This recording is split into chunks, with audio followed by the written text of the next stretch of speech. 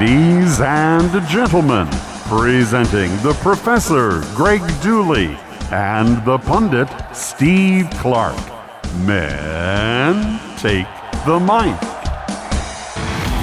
Message boards gone overboard. Time for madness! It's the Professor and the Pundit with Greg Dooley and Steve Clark, and we're proudly presented by Nick Hopwood, who's a certified financial planner, founder and president of Peak Wealth Management. Retire with peak confidence. Visit Nick's website at peakwm.com. Classes are over. We're approaching the summer months, and we'll be off for a bit, barring an emergency podcast. And when we return, it'll all be about football. And we got our first look at the Whittingham era on Saturday, man, and the weather wasn't great, but the fans showed up, and we got a peek at some stuff, and we got a peek at stuff that fans jumped on. Let's get into it, man. Yeah. What happened out there? Most of the weekend is about the message board talk revolving around the quarterback performance of Bryce Underwood versus Tommy Carr. Yeah, and I got to say, Tommy Carr's appearance, fresh out of Saline High School, onto the program, we got talk from the coaches, and sure enough, we knew this was going to happen. He took a lot of the snaps, and he was the surprise of the spring. And normally you'd say, hey, that's a good thing, right? Well, as Steve hit, the social media mob ready to move on, many of them, from our $10 million quarterback. I made the mistake of merely posting a short video, Steve, from the sidelines of young Tommy Carr warming up. 100 comments later, Steve, I am inspired. I am disillusioned. I am frustrated. Trolls jumped in.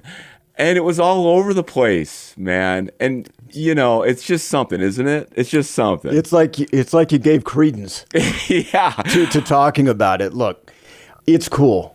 We know him, all right, on the periphery, and that he's from Saline, nearby. Shows how well he's been coached publicly, privately, through his dad, through his mom, that he comes right out of the gate early in the week. Kyle Whittingham said that when asked about freshmen that have made an impression, first name on the list, Tommy Carr.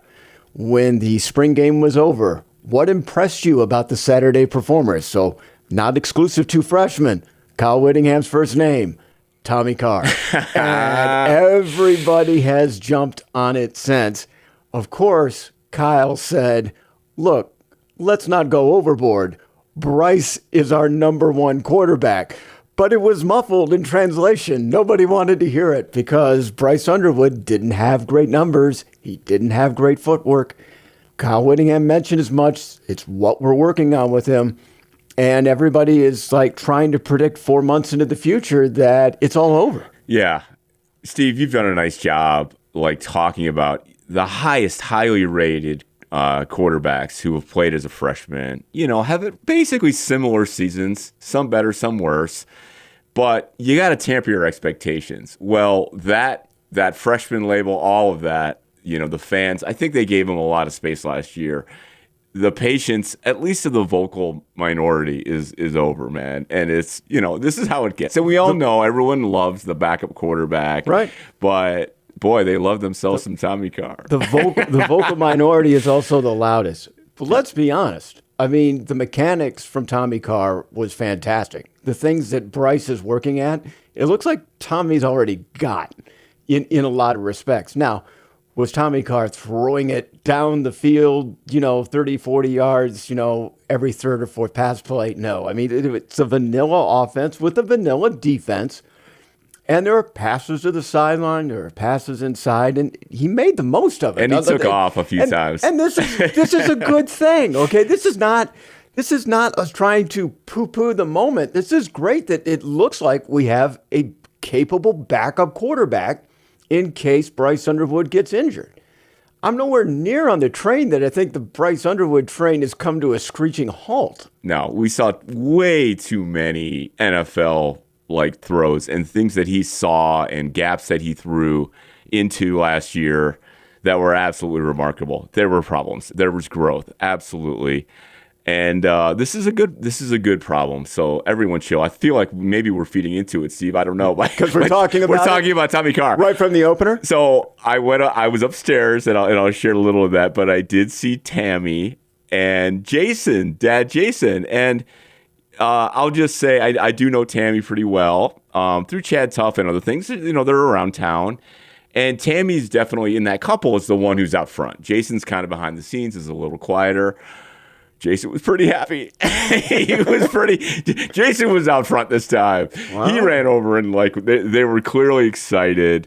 And I did hear that Lloyd Carr himself caught a practice in the stadium, because they've been practicing occasionally in the stadium, and was absolutely over the moon seeing his grandson play in the winged helmet. And it is cool. It's cool for fans. It's definitely cool for people like me to have a Carr, back on the field, someone with that legacy. Tom Curtis's great legacy, who of course is Tammy's dad. Just an amazing thing to have. And it's fun to think about what could be, but I'm with you. I'm not off the Underwood, train yet. And I think as far as what we want, which is a championship program, Bryce is the right choice right now to get us there. So I think what we're seeing is you're seeing a new coach, new quarterback coach in Coy Detmer, new offensive coordinator in Jason Beck. More on him in just a minute. They're working on mechanics, okay? What goes involved in mechanics? A lot of footwork, shoulder, elbow, release, all of these things that make you think. If I have to think about each one of these little things and it's not inert, it can cause problems. It's like somebody trying to teach you, please be conscious of your breathing every single moment. Every inhale, we breathe automatically. We don't even think about it. Bryce Underwood sometimes quarterbacks, as other people do, without even thinking about it. Now he's being made to think. And he's being made to think every single detail, because we have a new coaching staff that wants to stress fundamentals. Are those fundamentals the same as what he was coached last year? Maybe. Maybe not.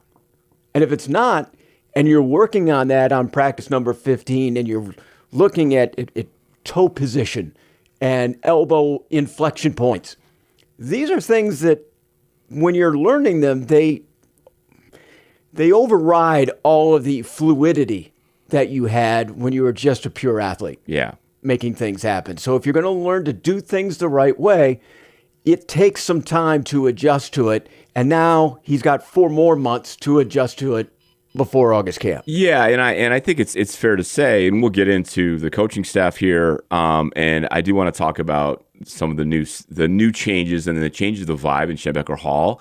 But it's definitely fair to say that the quarterbacks are getting more attention on things like mechanics, and on they are getting coached up more than they were before, and it's probably a good thing. The quarterback position is being coached up more, and frankly, I think a lot of the other positions, it's a different style, different type of approach, and yeah, we're feeling that. So the next few months are very important, and we'll have to see. But again, we're put us on the Underwood camp as we head into the summer.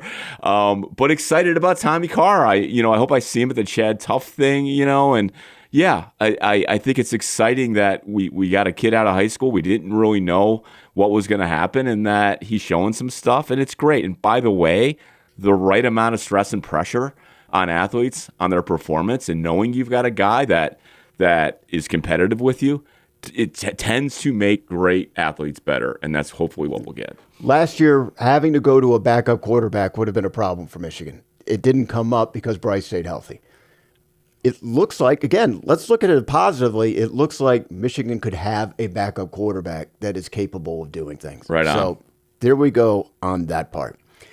I made a big mistake last week talking about the hyping of Michigan basketball, that we were going to be turning the page and talking about football, and I made a big mistake admitting I'm really not excited. I'm really not excited about the fall. That was a big mistake, because I am excited about the fall when I look at what's going on in the new coaching staff and what they've done in Utah. And I think it's exciting because they had a turnaround year last year Jason Beck, Michigan's new offensive coordinator, was Utah's new offensive coordinator in 2025. So for the second straight year, Kyle Whittingham and Jason Beck are installing a new offense for the first time. Witt said after Saturday that they're on track, on par with what they did at Utah last season. I like hearing that, if it's true, because that Utah team finished fourth in the nation in scoring last year at over 41 points per game and was second in the nation at rushing the football. And that wasn't Cam Rising. No. Yeah, no, right. It was Devin Dampier. Yeah. They did it with a dual threat quarterback in Devin Dampier, who threw for 24 touchdowns last year with only 5 interceptions after being 12 touchdowns and 12 interceptions at New Mexico, ironically Michigan's first opponent in 2025, in the 2024 season. Dampier last year also rushed for 10 touchdowns and 835 yards. Forgive me if I'm making a poor analogy or not, but Devin Dampier was ranked in the top 100 quarterbacks during his class. Not overall, regardless of position, he was like the 83rd quarterback coming out in the class of whatever, 2023, 2024. Bryce Underwood, number 1, number 2, whatever. Devin Dampier rose to the occasion and could show that he could be coached up to be one of the premier quarterbacks in the nation. Same offensive coordinator, same quarterbacks coach. Let's see what happens. Yep. Right on. Absolutely, man. No, I'm excited. I'm excited. So you might see Underwood rush the ball a bit more under this offense. Speaking of Underwood, the head coach said he's ahead of where he was last year. They're working on those fundamentals, footwork, pocket presence, and admitted we certainly got more work to do. But I'm excited about a Jason Beck offense, not only for the things that I mentioned, but what about the touchdown to field goal ratio, where we saw more field goals being kicked than touchdowns over the last couple of years and being very dependent on our kicker. How about this? 6-to-1 ratio for touchdowns to field goals last year for Utah. 12 field goals, 73 touchdowns. Not bad. Yeah, Let's they get that. Unless they have a guy who can't kick the ball, but that's fantastic, man. That's fantastic. Yeah, fantastic. Yeah, that would be nice to see. Running back situation, I don't think you're going to see any drop-off at running back. Justice Haynes, yes, may be gone. Lightning threat, big, yet speedy. All of those things that made him one of the best running backs coming out of the portal last year. And if he wasn't, hurt midway through the season, he would have been lights out and certainly well known. But the nation's number 2 running back in the class of 2026, Savion Hyder, who chose Michigan over Ohio State, is built like a 21-year-old Mack truck. And he'll be one of the best tandems to go along with Jordan Marshall in the Big Ten. If there was another headline, it was this guy's physicality, man-child, his pipes, some of the photos to believe that this is an incoming freshman. Absolute beast. And he showed a little bit again. We didn't see a ton. We didn't see a ton of opportunities for physicality, but we saw a little bit. And he's a beast. So you got to be excited about him with Jordan Marshall. Absolutely. Yeah. Looking at the receiver position for the last couple of years, it feels like one guy. But this year, I think Michigan can probably have a few guys that can contribute to the downfield threat. Andrew Marsh, obviously the number 1 receiver, but Utah transferred J.G. Buchanan as the number 2 guy. Witt says he's, still searching for 3 through 5, but Buchanan is a sophomore, listed as a tight end last season with the Utes, had 5 touchdowns and 427 yards over 11 games. And we talked about last week, one of the freshmen that was impressing, Celesi Moa, had the one-handed grab early on in the spring game. He's a freshman. Those are 3 guys right there that look like they could potentially have something. What that means against a real Big Ten defense, we will certainly see when it comes up. Michigan with a brutal schedule, some good defenses that they'll be facing along the way. But I have some optimism for the wide receiving unit. Great. Yeah, absolutely, man. No, not too really worried about the offensive line at all. There's either 3 starters or potential starters that couldn't even suit up this winter. Probably one of the reasons why the offensive line was sort of harassed by Michigan's defensive line in the public scrimmage. But all three of those guys should be ready to go for summer. The offensive line coach, Jim Harding, has Midwest ties. He's from Northwest Ohio, coached high school ball in Michigan. So, it's not like they're totally foreigners coming in from the West Coast, not knowing anything about the Midwest at all. And Jake Butt called him the best offensive line coach in college football. Good. Let's hope this is true. We all know it starts with the offensive line. And to your point, I think that was one of the narratives, is that we have a bunch of guys, assuming they recover healthy, they should be back in fall, should be a strong unit for us. Should be. We got returning guys, and then we have some promising people coming up. I think of Andrew Babaloa, the right tackle, who was lost, in the summertime due to a season-ending injury. We'll see what he can, provide to the table, either as a starter or as a backup at one of the tackle positions, probably the right side coming up. Let me switch to defense, if that's okay with you, Greg. Let's do it. Jay Hill, the defensive coordinator at BYU last season. One thing I loved about BYU's last year's defense, I watched them against Texas Tech. It was a real slugfest. Defense for both of those teams were really good when I watched them. But BYU had 17 interceptions on the year. And Michigan's returning strength is their secondary. Yep. Zeke Berry, one of the leaders on the team. Bunch of guys. Jair Hill back there. Beast. Got some good guys. Yeah. Question marks, I think, are going to be up front due to all of the departures. Who's departing? Jay-Sean Barham, Derek Moore, Ernest Hausman, Jimmy Rolder, Cole Sullivan, basically most of the linebacker group. However, there is time to develop.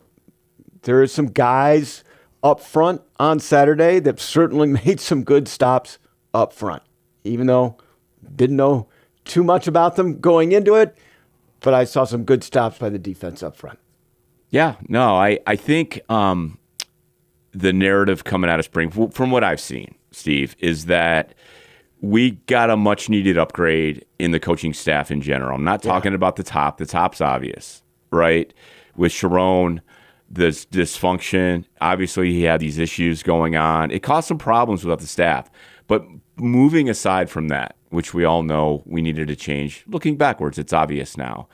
I think position coach to assistant to coordinator, we've got a better staff, a more focused staff, a more cohesive staff, and I'm going to use a word, a more business-like staff, okay? The tone of Schembechler Hall, from people I've talked to inside Schembechler Hall, including some of the players, it's more business-like. And Sharon's vibe was he was a player's coach. He's a player's guy, the music, the Jordans, the whole thing. He's closer to one of them, and that can work in certain environments. It's Absolutely. not a knock on Sharon, right? Yes. And he allowed autonomy for the other coaches and staffers to do their thing, which can bring out the best in people. Okay. Maybe to a fault. Okay. It's more business-like. There are more stricter rules. I happen to know that access to people outside the program is there's a new sheriff in town, okay? I mean, I'm saying that widely about access. Don't show up late to a meeting, for instance. And I'm not saying Sharon ran it really loose with that kind of thing, with discipline, but it's more disciplined now. You better be on time. In fact, maybe 3 minutes early is a better way to go. To be early is to be on time. To be on time is to be late. That's right. And late is inexcusable. And I'm telling you that is a thing. Like that's a thing. Not only on the football field, it's the thing in the marching band. They have the same mantra. They do. The marching band's pretty cutthroat. Like you see all those people out there each week, Steve, did you know this? You have to earn your spot for the upcoming game. Yeah, there's no, what do you mean, Dooley? No. There are seniors who are not sure they're going to march. Right. Like, you have to earn your spot every week. It's like 225 members of the Michigan marching band, but there's another 75 that are sitting in the stands hoping that they get on the field. Yeah, and I'll tell you that business-like tone, like this is you see all these people they're hiring and these different, operations people and all that. They're all on the same page. Like this is how it's going. So yes, it is a new vibe. Okay. Yeah. And it was probably a little more fun. And again, there are advantages to that. It's changed. And I think we needed it. Questions? Of course, there's a big question at quarterback, and it's okay. We got still young quarterbacks. Starters in general, we seem to have a really good 22, Steve, a pretty good 22. I do wonder about the depth, okay? I do think that because we're going to have some injuries, and we will see. There's a lot of work to do. The players are basically off for a month, and then they're back at it. The summer's going to be really important. And the sense I got from the coaching staff is they understand that, and they're setting up the right things. And coming up with an individual plan for each player. And they're very, very honest with them about where they stand and where they don't and where they're on the depth chart. There is no sugarcoating about that. And I think that's a good thing, and it's what we needed. Yeah, so when you talk about the difference in coaching styles and disciplines like that, if you've been in a Bill Belichick system, everybody will want a player's coach immediately after that. yes. Right now, Michigan needs a Kyle Whittingham in there. The you adjust to us, we don't adjust to you type of mentality. Yeah. If you're not all in, then you're in the way. A lot of, you know what I'm talking about. A lot of catchphrases. I do. Stuff And like it's that. we're talking on a podcast, of course, and all that. And it's not exactly black and white. Whittingham had to adjust a little bit to Michigan, and he's embraced some ways we do things, but there are some things that are non-negotiable. And I think that's a good thing. He's got to be who he is. He can't be Bo Schembechler. He can't be Jim Harbaugh. He's got to be him. And he's bringing in a lot of people from that side of the country, and from Utah, BYU, and they're on board with the man. He's not referring to Utah at all. No, he's really Sometimes not. you get trapped when you're like in a program for 30 years and you just say, well, one of the things we did at Utah, or, hey, why is there red in the locker room? Yeah, no. No. There's definitely not. Nothing in fact, like the that. sign is up. No red or green past this point. This was one of the signs. However, there are Utah players that are coming to Michigan. I mentioned J.G. Buchanan as one of the receiver positions. One of the ones that we're kind of looking forward to seeing is an edge rusher named John Henry Daly, who had 11 and a half sacks last year and is considered one of the premier edge guys from last season, but had an Achilles injury towards the end of 2025, but he is set to be back on June 1st. One of the other defensive end positions is going to be a 5-star high school freshman prospect named Carter Meadows. They only give out 5-star designations, Greg, to generally the top 30 players, regardless of position. And Carter Meadows is one of those guys. Rashawn Gary was one of those guys. Savion Hyder is one of those guys. It's exciting. Yeah, And it so is. I regret at any point if I had ever said I was not excited for the fall. I'm gonna have a regret later, but not yet. But Steve, you might have regretted not being up in the press box on Saturday. Can I talk about this for a second? Sure. It's worthy of talking about. Picture the best wedding or event that you've been to, 5-star. My buddy Rosie is a big listener. Hands down best wedding I've ever been to, right? Shrimp for miles, the size of your arm, just stations of stuff. And then you're just constantly wowed. I can't say it enough, Steve. This setup by the new food vendor, Levy, who took over, I don't know if they took over for Sodexo or whatever. Yes. Stations set up all over the 5th floor, not just where they put the food, man. I'm talking carving stations, Zingerman's, nacho stations, sliders, sandwiches, pretzels, multiple dessert stations, customized shakes and drinks that they just kept bringing out. And it would be like a kid walking into Dylan's candy store for the first time, or going into FAO Schwartz, in the movie Big, where they have all the displays. It was nuts. And it's the first time I can remember that people were walking from the rarefied 4th floor suite level on the west side. They were going, have you seen what they have upstairs? It was insane. And They were jealous? But this wasn't walking appetizers and samples. This was the full meals. And I saw the pictures. And they gave boxes and bags because they brought so much food that you could haul it all back with you, Steve. You would have died. So I saw the pictures of each of the individual stations. It was certainly creating a lot of buzz in the moment. And I did see a hot dog. I did see hot dogs, but they did Detroit Coney style hot dogs. No, they went all out, and I don't know what this means to regular fans. I don't know. I don't think we're gonna get this food in the press box. I think this is for suites and maybe the club level. I don't know, but what does Kalshi say about that food returning to the press box in September? Yeah, exactly. Check the odds on that. I think we're getting the hot dogs, but they're Kalshi. maybe you get a bun. it was noteworthy, man. It was absolutely ridiculous. So good on them. I love it. Why not go all out with this stuff? They really did. Post game, Yeah. Steve. I teased that I was gonna meet the new GM.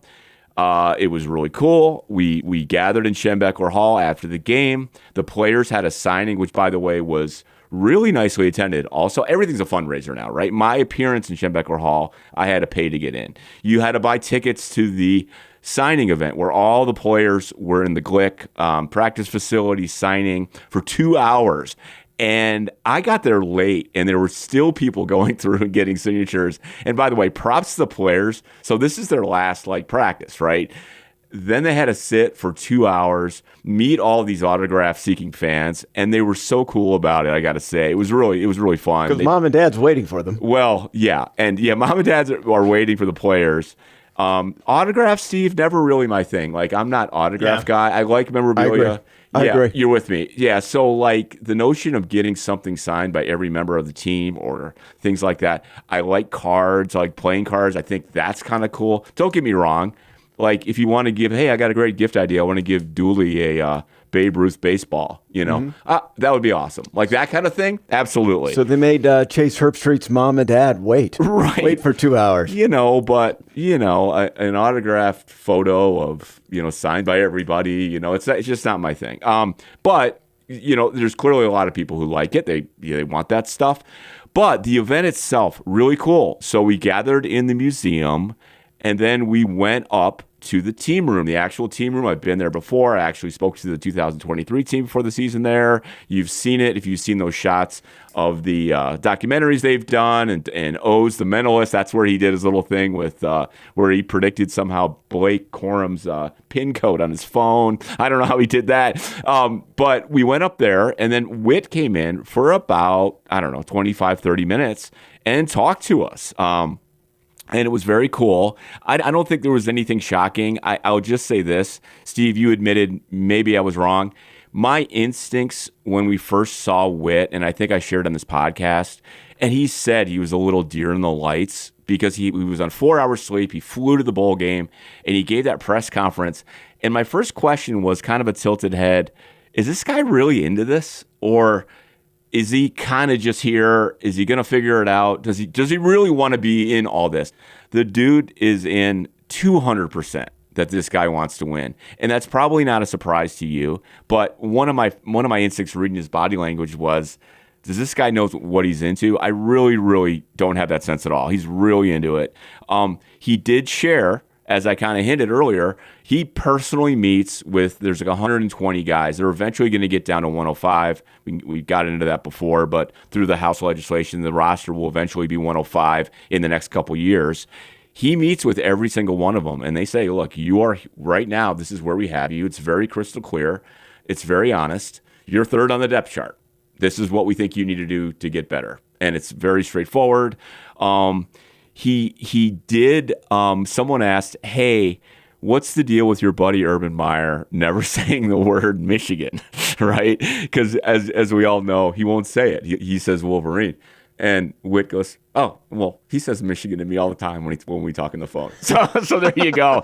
He says it. He, of course, in private, he says that.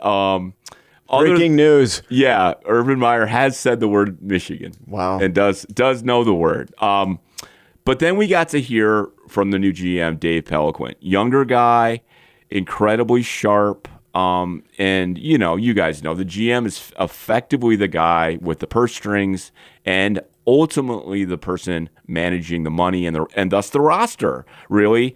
Ultimately, every roster position basically has to be negotiated. And that's what he does. And his background, if you don't know, he really has experience on both sides of what I call the struggle.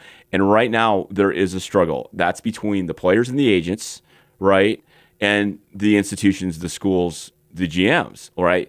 And they negotiate and they will renegotiate and they have contracts and they have multiple contracts because they have contracts for revenue sharing. They have contracts with the collective. But the person that on Michigan staff that's in between all that is the GM. And he worked for a company called Athletes First, which was a group of agents. He worked on the institution side because before Michigan, he was at Notre Dame, and in between that, Athletes First. So he's going to leverage that experience. Sean McGee, our predecessor, his advantage was he was one of the first guys that came from the NFL in a GM-like role managing the roster, and this is very similar. The difference is we don't have comparables. We don't know exactly what a second-string tight end is worth, right? In the NFL, you have all that data because it's all public because of their collective bargaining agreement. So that was Sean McGee's advantage. My hunch is that the way Sean McGee handled the player evaluation, it was very, very tight. It was with him, an assistant coach, and maybe the head coach, right? And they would make their ratings. And why do the ratings matter? Well, this is how good of a player at your position based on all these metrics we think you are, and that drives the value, the money that we think you're worth based on our budget. And that could be a really good thing if you have good people like I believe Sean McGee was making those calls. But that circle has to be super tight, and it can't be broken, and they kind of have to be on the same page. And I wonder if we lost a little of that, right? And if you don't have that, it can be a problem. And if you miss on those evaluations, it can cause big problems. My feeling from listening to DP, as they call him, is that it's more of a collaborative approach, more flowing, more getting more input. And I think his ability to really relate to the players and the agents, having been on that side, is really, really an advantage for this guy. He's real smart, very nimble, great communicator, very sharp, and enough of that flexibility when he was talking, Steve. I think I'm excited about having him in that position. And did I tackle him after this little thing and, make sure I tell him I taught an NIL class and I'd like to have him in? Yes, I did. I didn't tackle him, guys. Come on. I would get sprayed. I'd get zip tied. I'd get hauled out of Schembechler Hall. I think they have a little jail there for people like me. No, they don't. But I was really impressed. But they should. I was really impressed. And I think we are in good hands. I'm looking forward to getting to know him better. He answered some great questions about, when do you sign someone to 1 year? When is it 2 years? What's the dynamic? What about the clauses in the contract if someone leaves? How do they consider that? How do they communicate, the amounts and things like that? And it's very, those things and how they manage all that. Had a great answer for all of this. Very realistic about the new world. And one of the things they really try to focus on is educating the players and the parents on this process and what the dynamics are, and really telling them how dynamic it is, because literally things could change this week, right? With legislation, with the NCAA, they could change all the time, and that it's hard for a parent or a kid to hear that, but you're going to have to roll with a lot of this stuff and be flexible. The other thing, one more thing he pointed out is that, to build a championship team, you may want all this money, but if let's just say you're a quarterback, you want all this money, but if we can't afford to get someone to block for you, you're not going to be a good quarterback. We're not going to win a championship, and you're not going to make it to the NFL if we don't have the people around you. So understand, when we make these decisions, it's to build a team around you so you can be successful is part of the equation. Tom Brady took less money so that there was room in the salary cap to get people that would protect him or make him look better. Players 10 years ago, 5 years ago, were not bold enough to go outside the grain to do something what some would consider heroic. They were afraid of how they'd be blackballed or kicked out of school, not touched by anybody. And right now, players and their parents and their representatives are like, let's do something unimagined and see what happens. For example, I just signed a new multi-year NIL agreement. A week later, I'm just walking out of here and going someplace else. Yeah. And I didn't have to go in the portal. Who needs a portal? I'm just leaving. And schools, administrators, whatever, are suing. Yeah. Saying, look, you just signed a contract. Is this a contract? Am I an employee? I don't know. It doesn't matter. I'm gone.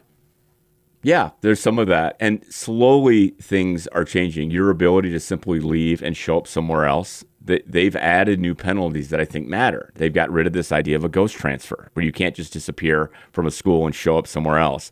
They are hitting penalties where it hurts. It happened to a Wisconsin player who went to Miami. Yeah. And was playing in the semifinal. Yes. And now that's changed? You can't do that anymore? Well, what they did was smart. They're not punishing the player. They're suspending the coach and fining the school. But you can go ahead and do that. So they're going after the head. And that's what the NCAA is doing right now. If you don't enter the portal and show up on a different roster, the coach is suspended for 4 games, I believe it is. The school is penalized 20% of their football operating budget.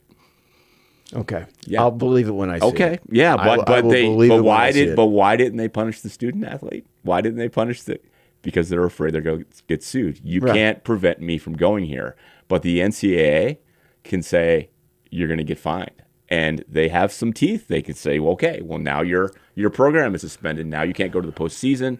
Now you can't do this or that. They have some flexibility. I haven't seen any NCAA action lately that has any teeth. Okay. Well, they did win. I know. They did win a case against, we'll see. But I think there are some things that the NCAA, and we'll get into this eventually, but the NCAA and other people do on the lighter side that I think most people agree with, like defining the window that you can be eligible to play college football. It seems to me something that people are kind of down with, okay? We'll see. But Steve, I did look good on Saturday, let me tell you that. Now, what do you mean, Dooley? You mean you lost weight and grew some hair? No, I did not. I was outfitted by our friends from Horn Legend. I rocked my hoodie, Steve, that we got compliments of our friends from Horn Legend, Chad Sims. This stuff is expensive, but it's the kind of thing that you wear. And I was telling you before we started this show, I got to say, I had more people come up to me and go, where did you get that? Because it's not out there that much. It's rare. Know? Yeah, it's rare. It's very well made. The details are beautiful. I'll post a link, but we got a golf shirt. We got a beautiful hoodie from Horn Legend. It's high-end stuff. Even Mr. Abloff, our media relations guy, he said, whoa. And if you know, you know. Trust me, the head of media relations and his family is involved in the business at Michigan. They see a lot of gear. They've seen a lot of cool stuff. And if he says, where did you get that? I said, that must be, it's notable. Unnotable, Steve. Right. So anyway. Name of the company again? A Horn Legend. HornLegend.com. Check out their Michigan. Go to the Michigan stuff. It's the first stuff you'll see is their 2026 special edition national championship gear from Horn Legend. Thank you, Chad Sims. And I look forward to the next thing because they're always looking for creative ideas for high-end stuff. So Horn Legend. Thanks, Chad. Halftime on The Professor and the Pundit with Greg Dooley and Steve Clark. And Nick Hopwood is once again joining us in studio. Glad to have you here. Now, something that has just come up recently, and I feel lucky to even know about this. Maybe you can help explain this a little bit more. There is government subsidies out there like Medicare. There is kind of ways to somewhat legally disguise some of that income so that you can get the best of the subsidies coming to you without being phased out. How does that work? Well, the easiest way is to just earn less than $200,000 for a couple in retirement. And then you have just the normal base Medicare payments. But Steve, if you're over $200,000, and this is itemized, adjusted for inflation over the years, you're going to be subject to IRMA, which is basically a tax or a surcharge, if you will, on your Medicare premium. And it can get very expensive very quickly. So if you had a high income in your years 63, 64, 65, they're going to look backwards. Even though you're retired today, they're going to look backwards and assign this IRMA penalty, if you will. Now you have to fight the IRS in order to get that taken away because now you're retired. And when they assess that number, when you're 63 and 64 years old and they assess that number, do that carry with you year to year or is that for life? It's always a 2-year look back. So you might be 66 and you have it all straightened out. Then you do a big Roth conversion or you get a part-time job or a big IRA withdrawal for whatever reason. And these are going to push you over that $200K limit. Now all of a sudden you're going to be back in the crosshairs for IRMA.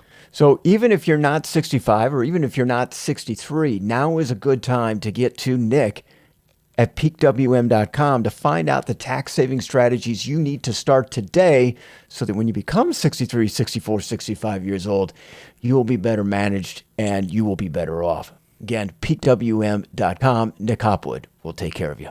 And one more thing, No Lazy Money is a show with Nick and Jim on WJR every first Wednesday of the month from 7 to 8 p.m. All right. Boy, we just talked about how Dave Peliquin has to talk to families about how the world will change. Well, someone who I think world has changed is Ward Manuel. And we were just talking about him on this podcast, man. We were just speculating about his future. And it could still be hinging on these investigation findings. But what did I say? I think the investigation is done. In fact, I'm pretty very sure that the investigation is done. But they were waiting on the new president to start. And what happened, and it's tragic, our new president, if you haven't heard, is suffering from brain cancer. Ken Severud. Yeah, and will not be our next president. He's being treated for brain cancer right now, and he is not going to re-enter, in the new process, as I understand it. We will start a new presidential search. The athletic director reports to the president. They were waiting. It makes sense, right? We talked about, would a new president want his own guy?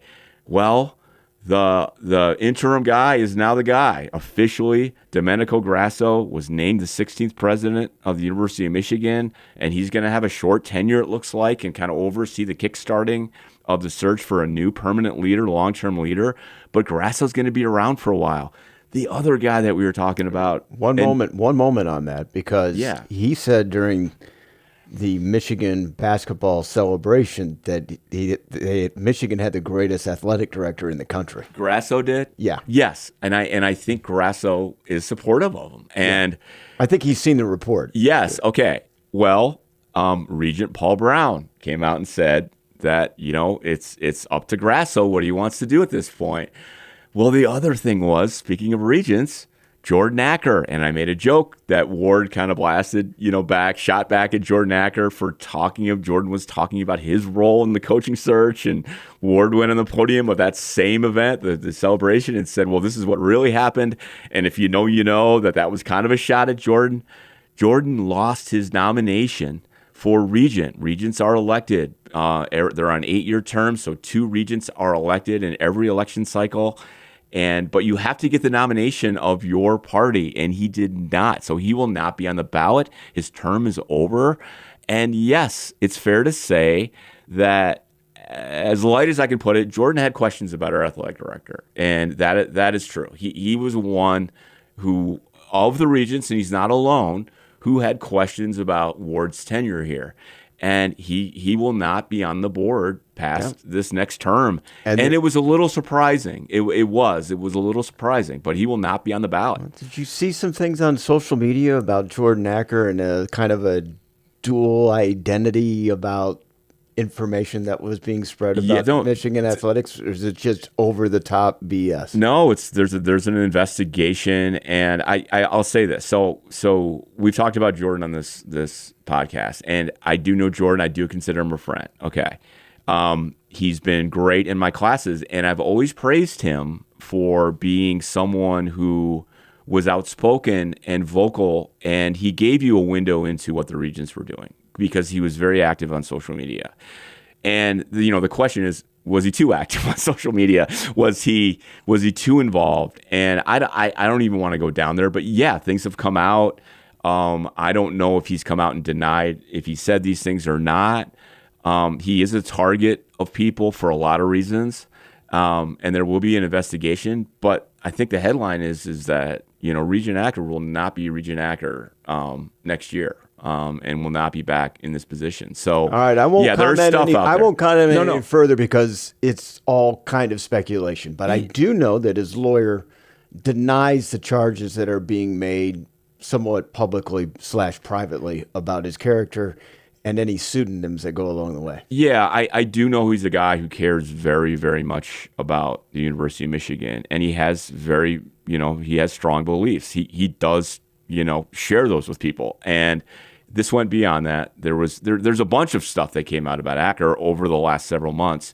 Did he leak things about, the athletic department to other writers? Did he say things about certain people that were lewd comments? And all that stuff's being investigated. But Jordan Acker will not be. And again, so the regions matter. They matter for these type of things. They matter for recommendations. They are the board of directors for the university. They're very important, and they are elected by the voters of the state of Michigan. So it'll be real interesting. So who's in his place? Yes, a more left-leaning Democrat, and we will see what the board looks like next year. But politics matter in sports, and not just here. They have. So I just concluded my classes, man. I just had my exams. I just completed classes. Over the next couple weeks, a lot of professors do final exams and things like that. I teach a leadership class, and one of those themes, it talks about leading yourself, leading others, leading culture. And the idea is that everyone who goes to Michigan is going to be a leader in whatever they do. But we talk about techniques and strategies. But one thing that never wavers when we talk about leadership, and one thing I don't think will ever change, the best companies and the best organizations and the best teams are driven by people, man. People in every corner of the organization. Where do you find good people? How do you get good people? Maverick Technology Partners brings great people, the right ideas, because they know the work that you do. They know your values. They know your mission. They get to know you and align you with great resources. Project managers all day. AI resources. You have to be thinking about that if you are a modern business, company, organization. Heck, as a teacher, I think about it every day. They have a dedicated practice to get you the right AI resources. MaverickTechnologyPartners.com.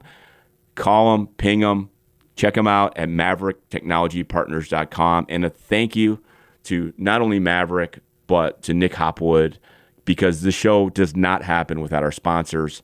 So thank you guys for your loyal support. We hope to have you back next year. Check out Nick. Check out Maverick. I know they can help you, and tell them the Prof and Pundit sent them. Thank you. All right. What's going on? You're going out doing two of your favorite things, teaching and golfing. Yeah. I don't know if I'm going to golf up at Eagle Eye, but I will be at the Lansing Town Hall Series at Eagle Eye Resort. Why not? Why wouldn't I golf? I'm going to speak to a group up there on May 11th, and we're close. The History of Michigan Football, an online course at your own pace, okay, is coming out. It looks like it's going to come out in May. I will have a discount code for Prof and Pundit fans to get a discount on this. But again, it's not a scheduled course. It's like a master class. You purchase it, you buy. It's going to be 12 lectures. It's going to be over 6 hours of content covering the earliest era of Michigan football up through the Yost era to 1927. It is really well done, Steve. I think the word of mouth on this thing is going to be really cool. What else are we doing? Before the Oklahoma and Indiana games, you are hearing it first.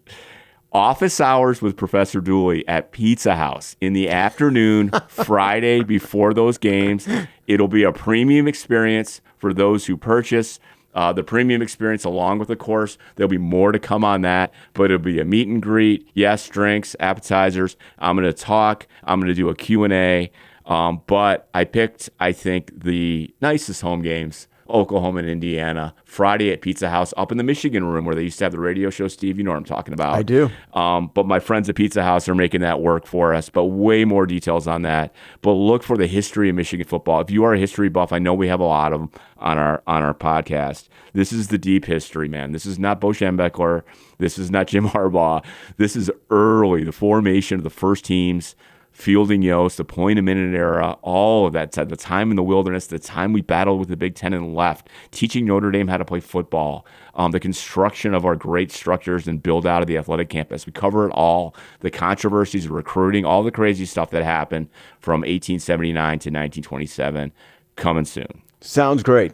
We conclude our last podcast of the summer season before Michigan football in 2026, talking about a guy to me who is extremely fascinating. And why is he fascinating? You may have heard of the name Cody Campbell. He is the chair of the Board of Regents at Texas Tech.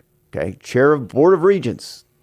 We know Michigan Board of Regents. I don't know the chair. Do you know the chair? Is there a chair? They rotate it. Right now it's Paul Brown. Okay. My man. I think it's Paul, my guy, fraternity brother. It's a tight family. Tight. Bing, I call him. Tight. Great guy. He won his nomination. He was the other one who was up for nomination. So he is on the ballot. And I don't care if you're Republican, Democrat, or Independent, vote Brown. He's the guy. Cody Campbell is currently the chair of Board of Regents at Texas Tech, a former Red Raider who played football there and played in the NFL as well. Campbell also is the architect or founder of the most prominent NIL collective in Lubbock for Texas Tech. Who's the Michigan equivalent? Champion Circle? Who's the Michigan equivalent? Jared?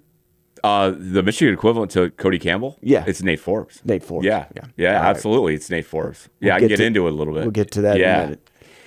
Campbell will be raising nearly $100 million soon. That's how much he's been able to accumulate since NIL has started. That's a big number. If raising $100 million is not interesting enough, Campbell has also personally donated over $25 million to Texas Tech. Yeah. So That's not Stephen Ross money quite yet, but I'm just setting the scene of a former player who is the chair of the Board of Regents, a former player at Texas Tech in the NFL, the architect and founder of the most prominent NIL collective lately. I am just getting started about where this guy has been going. Go ahead, yes, Greg. no problem. So no, you can't. So there are a few figures outside of Michigan that you have to talk about when you talk about NIL, and this is one of the guys that's come up quite a bit, and he keeps coming up. And what he did was, chess doesn't quite do it versus checkers. When the House settlement was approved, when it looked like the House settlement was going to be approved, it was going back and forth with the judge. Most people figured, okay, it's going to get approved one way or the other. But we were in that, I know it's crazy, still crazy now, but we were in that time when it was just the NCAA and we just had collectives running around. This is around the time we signed, in quotes, Bryce Underwood. You could effectively sign anyone to these collective contracts outside of the realm of CSC oversight. So today, there's a group called the CSC that is supposed to be looking at what they call every third-party deal. In other words, every deal outside of what the athletic department provides, which is revenue sharing. So any collective money or agency deal, third-party deal, is now scrutinized by the CSC. How much are they rejecting? What are they withholding? I don't know. But everyone had to get a little more crafty about it. And they're extremely slow because there are very few people that are judging this, and a lot of people are just ignoring it. Yeah, but things are getting gummed up, and people are getting so what they said is, okay, this is coming. So what are we going to do? We're going to get as much money as we can get together right now and write contracts and reach out to every prospect or everyone who's thinking about moving, and we're going to sign them to as big a contract as we can that's reasonable. What's your price? We'll double it, and I'm making that up. But it was something like that. Come to Lubbock. I've never been to Lubbock. Come to Lubbock. How does 2X sound? Great. Where's Lubbock? It sounds lovely. How about a condo? They signed all of these players two long year on big oversized contracts. Not just football. No, that's right. That's what this guy's doing. So that's how he's thinking. Yeah. That's just the same. Right. So what did that do? You signed them all, then the House settlement came down, and that allowed the schools now to kick in $20 million. Well, they had the roster signed already. So you had this other $20 million that you could now play with, yes, for other sports, but other things, but also use it for incoming student athletes who are enrolling early, transfers, all of that stuff. Okay. And you saw they made the playoff, and they had a really good team. Well, that all sounds good about getting everybody, but what is the team doing? That's the ultimate. Of course. Ultimate answer to all that. Of course. So let me tell you what they've been doing since NIL has risen from, Texas Tech to, an average also ran in the Big 12. Let's just say their Big 10 equivalent is Minnesota. They are now a conference and national championship contender in many sports, men, women's, all in a short period of time. They won their first football conference championship in 70 years. Their men's basketball team probably would have been pretty deep in the men's basketball tournament if it wasn't for the injury of a superstar named JT Toppin midway through the season. Texas now is being recognized as the most valuable athletic program in the Big 12 Conference. And some see Campbell as the guy who is most directly responsible for Tech's ascension And it also shows how one guy can make a difference. No, it is him. It's not. It is Cody Campbell. It is him. But he hasn't stopped there, Steve. No, he hasn't stopped there. He also not only happens to be a fundraiser and a former player and a current board chair of the Board of Regents, he's also an advocate. He's a winning jockey on a bad horse, though. A Cy Young winner with no bat support. A Vezina goalie whose team can't score. Because Texas Tech is not in the Big Ten in the SEC. Those two conferences have the power. Those two conferences have pocket aces. Everyone else has 2-7 offsuit. Or they're like this. The comparisons just keep coming. Or he's like the Cincinnati Reds trying to compete financially with the Dodgers and the Yankees. Campbell wants to do a number of things to loosen that grip that the Big Ten and the SEC have for power and for the sake of all things Texas Tech and for the sake of the Big 12. How is he doing it? Well, he's appealing to masses by saying he's trying to save college sports. We've heard several discussions on this podcast about what's new, how it's changing things, positive and negative ramifications. Campbell is focusing on some of these negatives while simultaneously taking advantage, like you said, and very successfully, by the way, of the Wild Wild West. You already talked about how they've taken advantage of the current situation, signing people to long-term contracts before everything was settled out in-house. As we know and have mentioned, the old guard doesn't like changes. The older you are, the more you wish it was back to the same. Campbell is appealing to them. By the way, they're the ones that have a lot of money. They can make donations, by the way. The old people who don't want to see things change. By trying to save the non-revenue sports and bringing back equity back to all conferences and save all college athletic departments from certain bankruptcy. I mean, he is Robin Hood in a way, while also taking advantage of every little thing that you possibly can. He's playing it both ways, and he's playing it well right now. He's trying to position himself as best he can, and one way to do that is to hopefully change the rules or how they share the media to boost his conference. And as you point out, but it's all about Texas Tech. Let's not. Well, how do I make Texas Tech to the forefront? Well, my problem is I'm in this conference. Well, how do I make the conference? Yeah, right. Well, we're 2-7 offsuit against aces right now. Yeah. What can we do? Yeah. Well, he's supporting having all the TV contracts end at the same time to change the media pooling rights from a conference level to a national one. And literally the way these TV contracts ended worked out for the Big Ten and the SEC to some degree, but a lot of it has to do with timing. The ACC at one point looked like they had the best contract. It had the most money and it had the longest tenure. So it was going to be really, really good for a long, long time. Until about 3 or 4 years into that contract, the Big Ten was eclipsing those numbers threefold. And now, all of a sudden, the conference with the longest contract now looks like they're the deadliest contract because it was going to stay that way and it was ironclad. So now, it is about the timing. The Big Ten won because of timing and for going out and getting USC and going out and get UCLA in the LA market, making their TV markets worth the most. And having schools with the most money has certainly helped the Big Ten. 3 national football championships later and 2 current basketball championships with Michigan and UCLA. So what is he trying to do? He's trying to change the media pooling rights from a conference level to a national one so that it would hit a reset button. And that's exactly what would happen. Of course, the Big Ten and the SEC would be opposed to this. Why, Greg? Because they've already felt they've won. Yes. And those conferences commanding the highest evaluations, they do not want to dilute their revenue by propping up the Big 12 or the Mountain West or the Mid-American Conference with money they've already negotiated and it's already under their hat. Why would they ever want to do that? But that's what they're trying to do, and they're trying to sway public opinion. You've seen those ads. College football season, let's save college sports. Some networks have turned some of his commercials down, actually, because of how strong and how appealing they are. He supports the SCORES Act. That's a Republican-led directive. Can reverse some of the current action and can potentially trigger yet another reset button. Greg, tell me more about the SCORES Act. Yeah, just briefly, it is a Republican-led initiative. It's trying to do a lot of things. Regulate agents. It's trying to prevent athletes from becoming employees.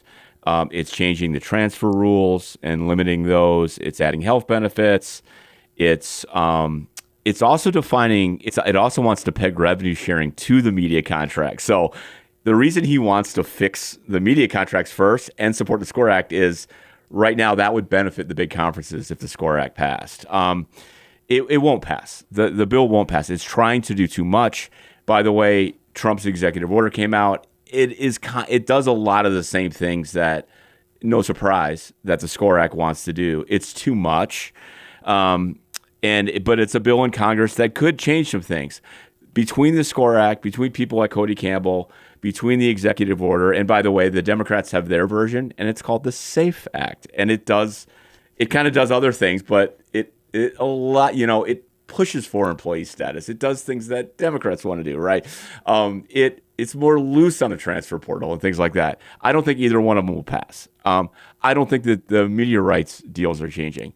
I could see a day where they come up with a cap and really crack down on the way the third party funding is. And in essence, it's all paid through the athletic department. So real briefly, the $20.5 million revenue sharing, that is a semi-cap about revenue sharing to all athletes. It's expected to grow percentage-wise as the years go by. But the third-party NIL deals, which allow it to, when you hear somebody say, I've got a $40 million sports roster, but my cap is $20.5 million, that's... It's the collective money's making that up, and it's only going up. Yeah. Like Courtney Morgan of Alabama was on talking about it, and he talked about the problem with comparables, of which we talked about earlier. But he also talked about, well, could it be 50? Could it be 60? And more people are coming out going, this is the market. That's why this is what a young market does. It tries to find the equilibrium, and we're not there yet. Like a big roster before the $20 million cap was like a $10 to $15 million roster was a big roster, and then the target was 30. So it was the revenue sharing plus 10 was the big one. 30 is probably table stakes right now in the Big Ten, and you're probably going to talk next season about 50. Yeah. 50K. Yeah. Well, it's funny. Yeah. Cody Campbell is appealing to, of course, the Big 12. He's appealing to the ACC, the people that feel like they're in the have-not camp. And he's also appealing to the people that wishes it was just back to the way it was. But he's not one of those people. The people he's appealing to, he's not one of those people. He supports private equity for athletic departments, which is completely on the other side of the rail on that. But it's the economy of what he is trying to do, and he is ascending in such publicity and in big inner circles. He's actually even taking on his own athletic director, not his own athletic director. He's taking on the commissioner of the Big 12 in Brett Yormark, to a point where Yormark actually had to say publicly, Cody Campbell does not run our conference. Right. I do. This is like Ace Rothstein in Vegas. Like, weren't you a guest at my hotel? Weren't you on my plane? Conference commissioner, weren't you? It's a funny group of people. And the power has shifted to a lot of these big donors. Absolutely. To me, it's incredible where he's ascended to the point where he's basically having a war with the commissioner. He's helping to try saving his conference. Yeah, it's wild. At what point does Cody Campbell push it too far and he falls off the top of the mountain, or does he just keep building blocks to the point where nobody can ignore him anymore? I bring up the name because I just find him the most fascinating figure right now in college sports about what's going on, and whether many things change because of him or revert back, I don't know. I think people like this and these outliers, and he is an outlier. Like I said, Nate Forbes is our closest thing, but he's not out trying to change Big Ten policy. Why would he? But he's not. But I think every school has like a big dog or a big donor who's A, got some money, but B, is very invested and in success of the program. And they're a decision maker now. They have a seat at the table. And then you get a guy like this who's taking it where he's taking it. Right. These outlier cases will probably be the ones that shape us to whatever the future goes to or heads to. From the chair of the Board of Regents at Texas Tech to huge incomes of money with collectives to basically being a voice on every network that wants to hear his plan outlining it. He wants to change Texas Tech. He wants to change the Big 12. He wants to change college sports in general. And he's going to Congress, too, and being a big figure there. Again, to me, fascinating. I've said enough for now about him. No, I'll just tell you, it's all about him being on that podium, which you probably would be able to with Texas Tech hoisting, that CFP trophy. That's what it's all about for him. Well, that's it, man. Are we done, Steve, for a little bit? Again, barring an emergency podcast, which it is Michigan, Steve. We should probably keep the studio warm, the microphone, the headsets. We should probably keep it ready. I wouldn't be surprised if we're in here for something, but otherwise, we'll be planning on being back for football season per usual, and we're looking forward to it. And by the way, it feels good walking around with Michigan gear. It feels good wearing my 2026 championship gear. It feels good sipping a drink out of my glasses, which arrived, Steve. Smoked glass 2026 national championship. It just tastes better. Light up the cigar because Michigan basketball is your national champions. Go Blue, Greg. Go Blue.